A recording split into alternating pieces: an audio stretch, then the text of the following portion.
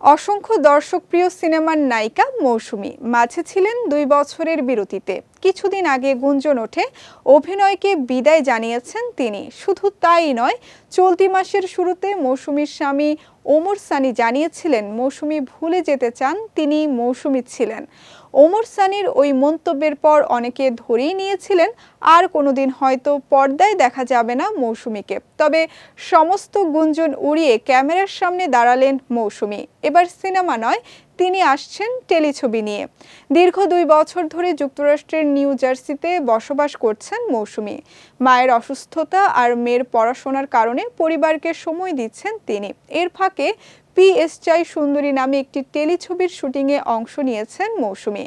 সম্প্রতি ভার্জিনিয়ার Bailey stream long আইল্যান্ডে হয়েছে টেলিছবিটির দৃশ্য ধারণ। এতে মৌসুমীর সহশিল্পী হিসেবে হাসান জাহাঙ্গীর ও আকাশ রহমান রয়েছেন। সম্প্রতি সোশ্যাল মিডিয়ায় একটি ভিডিও শেয়ার করে শুটিংয়ের অভিজ্ঞতা শেয়ার করেছেন অভিনেতা নির্মাতা হাসান জাহাঙ্গীর।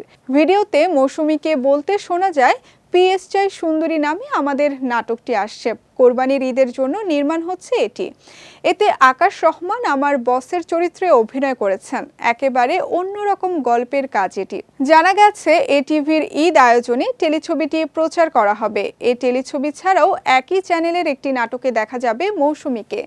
ওয়ালটন আবারও মিলিয়নিয়ার অফারে ওয়ালটন ফ্রিজ কিনে আপনিও হয়ে যেতে পারেন মিলিয়নিয়ার। সর্বশেষ মৌসুমী অভিনীত মুক্তিপ্রাপ্ত সিনেমা সোনার চর, এতে তিনি ছাড়াও অভিনয় করেছেন ওমর সানি, জায়েদ খান, জান্নাতুল স্নিগ্ধা সহ আরও অনেকে।